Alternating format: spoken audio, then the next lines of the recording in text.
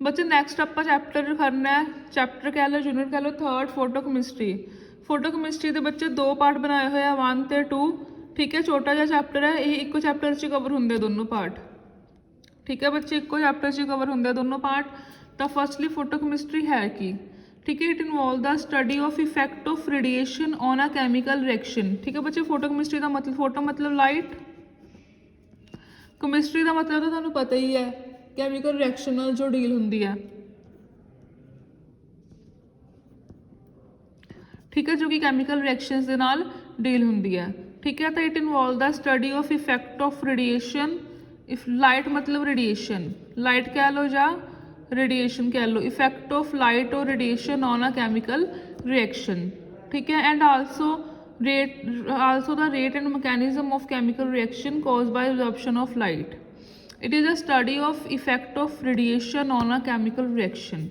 ठीक है बच्चे, तो जो फोटोकैमिस्ट्री की रेंज है लाइट मतलब फोटोकैमिस्ट्री किंदे च आपां नूं ठीक है स्टडी करते हैं आपां फोटोकैमिस्ट्री। ठीक है, involve only the light in the visible and the UV region. ठीक है, फोटोकैमिस्ट्री किंदे च लाई हुंदी है यूवी एंड विजिबल रीजन दे विच। यूवी ते विजिबल रीजन बच्चे किवें है मतलब 200 to 800 नैनोमीटर। ठीक है, यूवी रेंज कितने होंगी 200 to 400, 400 to 800 नैनोमीटर। ठीक है बच्चे, तो फोटोकैमिस्ट्री एक तरह की है कि it is the study of rate and mechanism of reaction resulting from the exposure of system to radiation. ठीक है, lying in the visible and the UV region. ठीक है, it is the study of rate, क्योंकि chemistry में की है rate तो आप कैमिकल रिएक्शन मैकेनिज्म ने स्टडी करना है, study of rate and mechanism of reaction. ठीक है, study of rate and the mechanism of the reaction resulting from the exposure of system to radiation. कि आ जो रिएक्शन होंदियां मैं किस कादे करके होंदियां resulting from exposure of radiation lying in UV and visible region।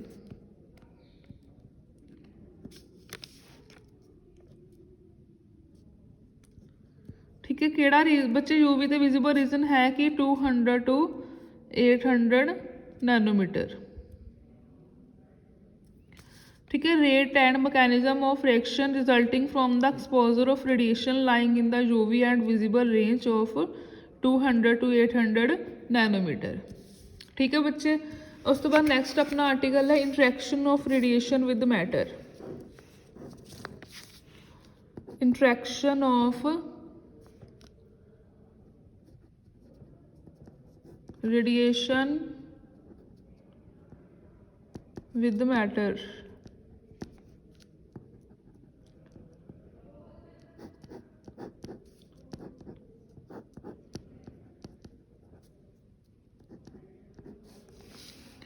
बच्चे interaction of radiation with matter दे विच की है when a substance is expose to radiation. ठीक है, मतलब की है interaction of radiation with matter मतलब जो भी लाइट रेडिएशन मतलब लाइट जो भी लाइट है वो किंदे नाल इंट्रैक्ट होंदी है मैटर। मैटर मतलब कोई भी, ठीक है, मैटर मतलब होंदा कोई भी ऑब्जैक्ट। ठीक है, जिहड़ा कि आपां डील करते हैं डेली लाइफ दे विच। ठीक है, उस टाइम ते होंदा की है कहते ना की है when a substance is expose to radiation it molecule absorb photon of sufficient energy and get excited to higher state. ठीक है, उस तो बाद की है कि जो हायर स्टेट के मॉलिक्यूल की है एक्टिवेट हो जाएगा। ठीक है, तो it undergo the chemical reaction.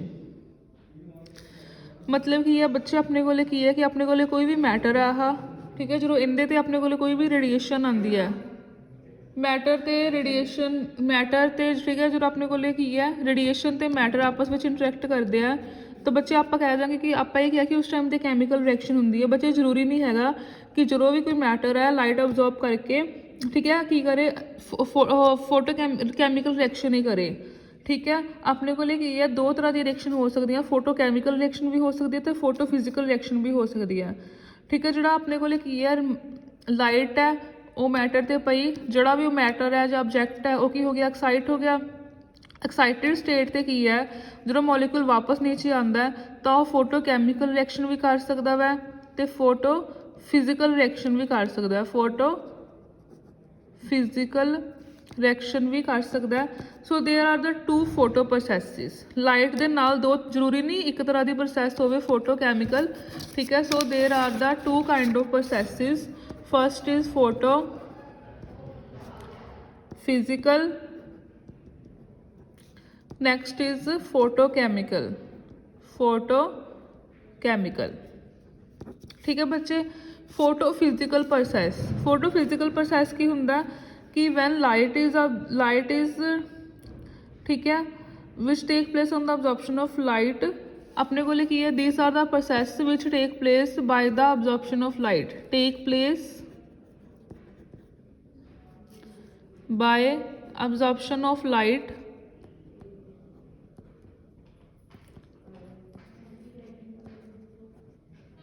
ठीक है but do not result in any chemical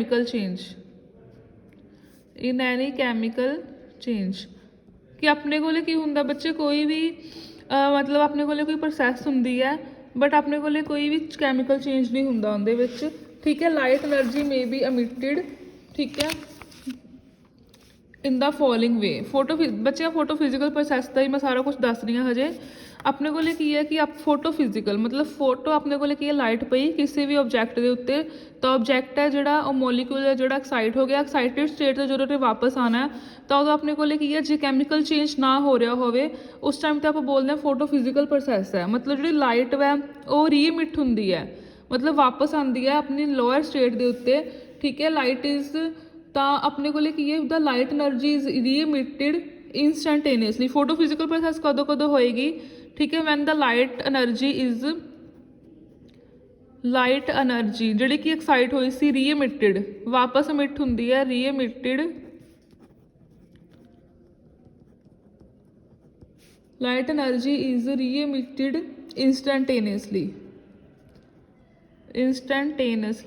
ठीक है फटाफट मिट होंगी है and this process is called the fluorescence ठीक है जो अपने को मिट होंगी है रीमिट स्लोली जे तो अपने को रीमिट होंगी है स्लोली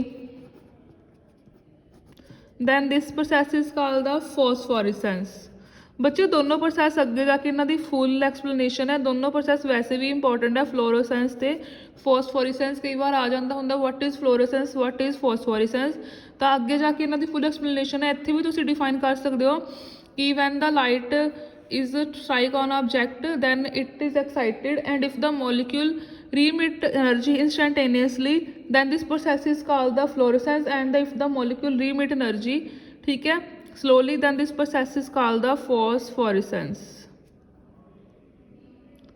ठीक है फॉस्फोरेसेंस एक तो अपने को जो फ्लोरोसेंस हो एक तो अपने को फॉस्फोरेसेंस हो दूजा अपने को की है कि वैन द ठीक है लाइट एनर्जी है जो it is used to emit the electron from the surface this process is called the photoelectric effect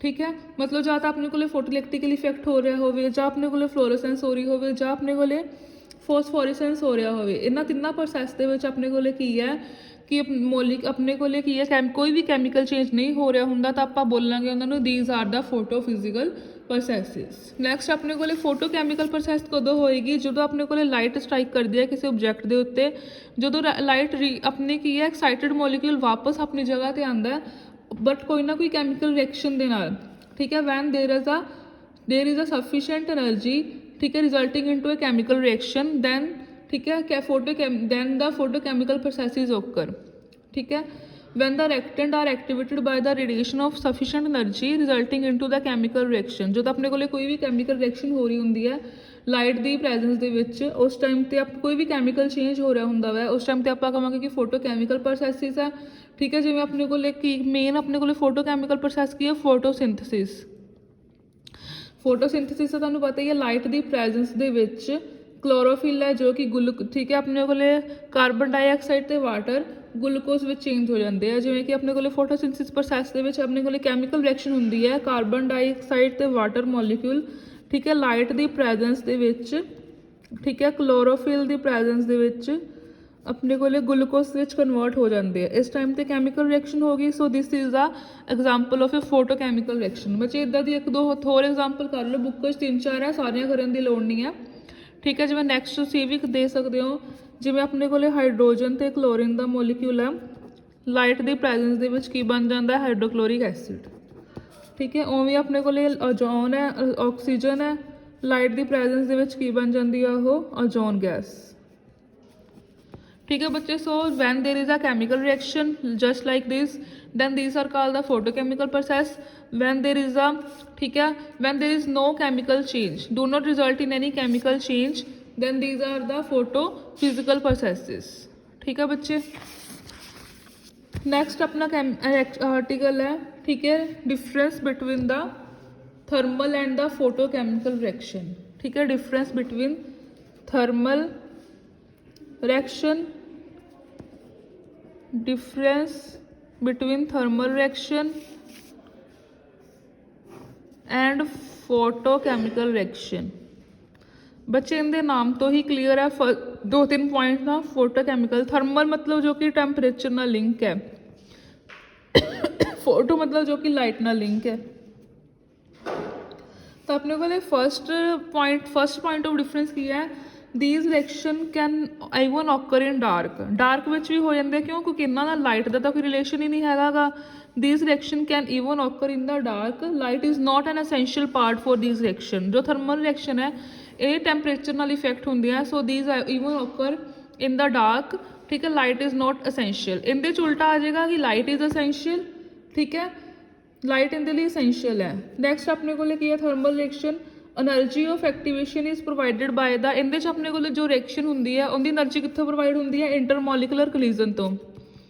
intermolecular ਮਤਲਬ ਜੋ ਮੋਲੀਕੂਲ ਦੇ ਅੰਦਰ ਅੰਦਰ ਕੋਲੀਜ਼ਨ ਹੁੰਦੀ ਹੈ ਉਹਦੇ ਕਰਕੇ ਹੀ ਥਰਮਲ ਰਿਐਕਸ਼ਨ ਹੋ ਜਾਂਦੀਆਂ ਹੁੰਦੀਆਂ। Energy provided from the intermolecular collision. ਬਸ ਇਹਦੇ ਵਿੱਚ ਕੀ ਹੈ ਕਿ એનર્ਜੀ ਕਿੱਥੋਂ ਪ੍ਰੋਵਾਈਡ ਹੁੰਦੀ ਹੈ, by the absorption of photon, by absorption of photon in the UV and visible range. ਕਿਉਂਕਿ ਮੈਂ ਤੁਹਾਨੂੰ ਪਹਿਲਾਂ ਹੀ ਕਿਹਾ ਸੀ ਫੋਟੋਕੈਮੀਕਲ ਰਿਐਕਸ਼ਨ ਕਦੋਂ ਹੋਊਗੀ, ਜਦੋਂ ਲਾਈਟ ਅਬਜ਼ੌਰਬ ਹੋਊਗੀ in the UV and visible range। So energy provided by the absorption of photon, by absorption of photon in UV and visible range, ठीक है बच्चे। नेक्स्ट है अपने कोले कि ਇਹਨਾਂ ਵਿੱਚ ਹਮੇਸ਼ਾ ਤੁਹਾਨੂੰ ਪਤਾ ਹੀ ਹੈ ਕਿ ਥਰਮਲ ਰਿਐਕਸ਼ਨ ਹੈ, ਥਰਮੋਡਾਇਨਾਮਿਕਸ ਵਿੱਚ ਪੜ੍ਹਿਆ ਹੀ ਹੈ ਕਿ ਸਪੌਂਟੇਨੀਅਸਟੀ ਵਾਸਤੇ ਕੀ ਹੁੰਦੀ ਹੈ, ਜੋ ਗਿਵਸ ਫ੍ਰੀ એનર્ਜੀ ਉਹ ਨੈਗੇਟਿਵ ਹੁੰਦੀ ਹੈ। ਬਟ ਬੱਚੇ ਇਹਦੇ ਵਾਸਤੇ ਕੀ ਆ ਕਿ ਰਿਐਕਸ਼ਨ ਜਦੋਂ ਵੀ ਓਕਰ ਹੋਣੀ ਹੈ, ਜਿਹੜੀ ਵੀ ਰਿਐਕਸ਼ਨ ਸਪੌਂਟੇਨੀਅਸ ਹੋਊਗੀ, ਓਕਰ ਹੋਊਗੀ, ਉਹਦੇ ਵਾਸਤੇ ਗਿਵਸ ਫ੍ਰੀ એનર્ਜੀ ਨੈਗੇਟਿਵ ਹੋਊਗੀ। ਬਟ ਇਹਦੇ ਵਾਸਤੇ ਕੀ ਹੈ ਬੱਚੇ, ਜਿਹੜੀ ਰਿਐਕਸ਼ਨ ਓਕਰ ਹੁੰਦੀ ਹੈ ਉਹਦੇ ਵਾਸਤੇ ਗਿਵਸ ਫ੍ਰੀ એનર્ਜੀ ਕੀ ਹੈ, ਪੋਜ਼ਿਟਿਵ ਹੁੰਦੀ ਹੈ, ਡੈਲਟਾ ਜੀ ਇਜ਼ ਇਕੁਅਲ ਟੂ ਪੋਜ਼ਿਟਿਵ, ਠੀਕ ਹੈ। ਜਿਵੇਂ ਕਿ ਆਹ ਰਿਐਕਸ਼ਨ ਹੈ, ਆਕਸੀਜਨ ਤੋਂ ਆਪਣੇ ਕੋਲ ਓਜ਼ੋਨ ਬਣਦੀ ਹੈ, ਤਾਂ ਉਹਦੇ ਵਾਸਤੇ ਡੈਲਟਾ ਜੀ ਕੀ ਹੁੰਦੀ ਹੈ ਆਪਣੇ ਕੋਲੇ, ਪੋਜ਼ਿਟਿਵ, ਠੀਕ ਹੈ ਬੱਚੇ। ਨੈਕਸਟ ਆਪਣੇ ਕੋਲੇ 4th ਪੁਆਇੰਟ ਹੈ ਨੈਕਸਟ ਕਿ ਆਪਣੇ ਕੋਲੇ ਇਹਨਾਂ ਰਿਐਕਸ਼ਨ ਦੇ ਵਿੱਚ ਕੀ ਹੈ, ਸਿਲੈਕਟਿਵ ਨਹੀਂ ਹੁੰਦੀਆਂ। ਸਿਲੈਕਟਿਵ ਦਾ ਕੀ ਮਤਲਬ ਹੈ ਕਿ ਮਤਲਬ ਇਹ ਹੈ ਕਿ ਜੇ ਆਪਣੇ ਕੋਲੇ ਟੈਂਪਰੇਚਰ ਕਿਸੇ ਤੇ ਪੈਂਦਾ ਤਾਂ ਦੋਨੋਂ ਦੇ ਦੋਨੋਂ ਮੋਲੀਕਿਊਲ ਆਪਣੇ ਕੋਲ ਰਿਐਕਟ ਕਰ ਸਕਦੇ ਆ। ਜਿਵੇਂ ਹਾਈਡਰੋਜਨ ਤੇ ਬ੍ਰੋਮੀਨ ਹੈ, ਦੋਨੋਂ ਦੇ ਦੋਨੋਂ ਮੋਲੀਕਿਊਲ ਟੈਂਪਰੇਚਰ ਨਾਲ ਰਿਐਕਟ ਕਰ ਸਕਦੇ ਆ। ਬਟ ਇਹ ਸਿਲੈਕਟਿਵ ਹੁੰਦੀਆਂ ਕਿ ਮੰਨ ਲਓ ਜੇ ਆਪਣੇ ਕੋਲੇ ਯੂਵੀ ਰੇਂਜ ਦੇ ਵਿੱਚ, ਠੀਕ ਹੈ, ਜਿਵੇਂ ਆਪਣੇ ਕੋਲੇ H2 ਤੇ ਹਾਈਡਰੋਜਨ ਤੇ ਬ੍ਰੋਮੀਨ ਹੈ ਤਾਂ ਉਹਦੇ 'ਚੋਂ ਸਿਰਫ ਬ੍ਰੋਮੀਨ ਹੈ ਜਿਹੜਾ ਉਹੀ ਐਕਸਾਈਟ ਹੋਏਗਾ, ਠੀਕ ਹੈ।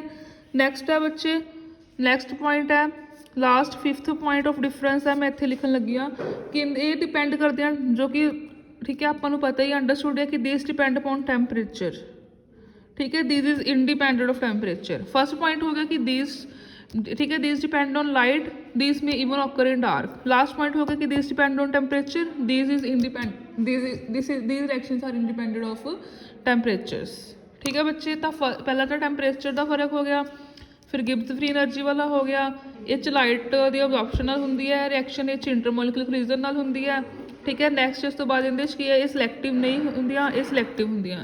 सो बच्चे सीगे छोटे छोटे टॉपिक इंट्रोडक्शन दे फोटो केमिस्ट्री दे, ठीक है। नैक्सट टॉपिक आप नैक्सट वीडियो च करांगे।